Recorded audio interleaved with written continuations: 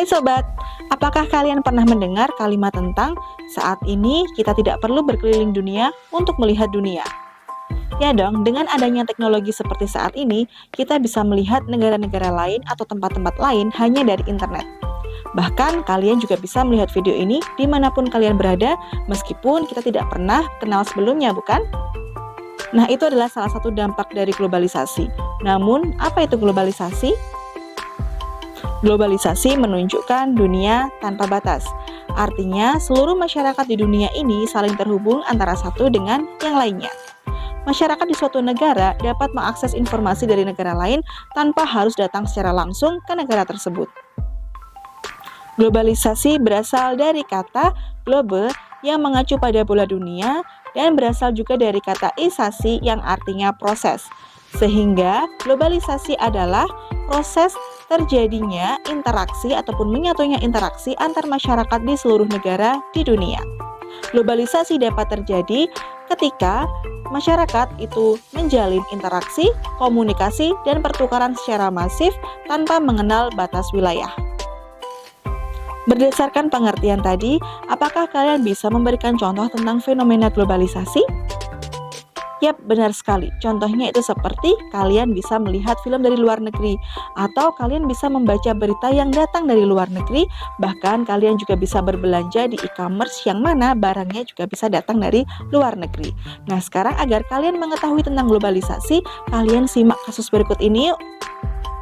ASEAN Free Trade Area atau AFTA merupakan bentuk kerjasama perdagangan di wilayah negara-negara ASEAN yang mempunyai tujuan untuk meningkatkan volume perdagangan di antara negara anggota melalui penurunan tarif beberapa komoditas tertentu, termasuk di dalamnya beberapa komoditas pertanian dengan tarif mendekati 0 hingga 5%. Dalam kesepakatan, AFTA mulai efektif pada tahun 2008, namun dalam perkembangannya dipercepat menjadi tahun 2003. Bagi Indonesia, kerjasama AFTA merupakan peluang yang cukup terbuka bagi kegiatan ekspor komoditas pertanian yang selama ini dihasilkan dan sekaligus menjadi tantangan untuk menghasilkan komoditas yang kompetitif di pasar regional AFTA.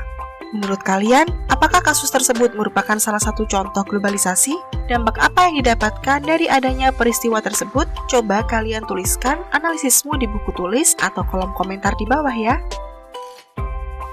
Nah, apakah kalian sudah mengetahui apa itu globalisasi? Yang harus kalian tahu bahwa globalisasi itu bisa menjadi peluang dan tantangan bagi kehidupan manusia.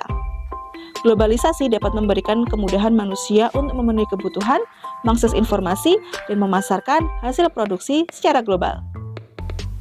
Namun, globalisasi juga memberikan tantangan bagi kehidupan manusia, yaitu mengembangkan kemampuan untuk menghadapi pasar bebas, menghadapi pengaruh budaya lain, dan menghadapi perkembangan teknologi.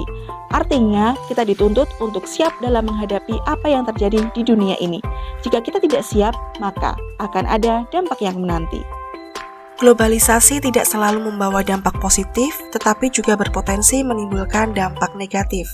Dampak globalisasi terjadi di berbagai bidang kehidupan, yaitu bidang ekonomi, politik, sosial budaya, dan lingkungan. Yang pertama, dampak di bidang ekonomi, yaitu meningkatnya ekspor dan impor. Meningkatnya ekspor dan impor dapat berdampak pada naiknya devisa negara dan perluasan pangsa pasar. Sedangkan ekspor dan impor juga dapat meningkatkan ketergantungan dan konsumerisme. Lalu, meningkatkan industrialisasi. Meningkatnya industrialisasi dapat membawa hal positif dan negatif, yaitu lapangan kerja dan kebutuhan terpenuhi, namun hadirnya kapitalisme, persaingan pasar, dan monopoli tidak dapat dihindari. Yang kedua, dampak di bidang politik.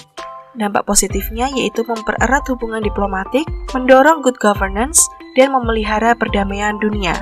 Sedangkan dampak negatifnya yaitu dominasi politik, peperangan, partikularisme, dan sistem blok. Lalu yang ketiga, dampak di bidang sosial budaya. Dampak positifnya yaitu toleransi dan keterbukaan atas pertukaran budaya, akulturasi, dan asimilasi.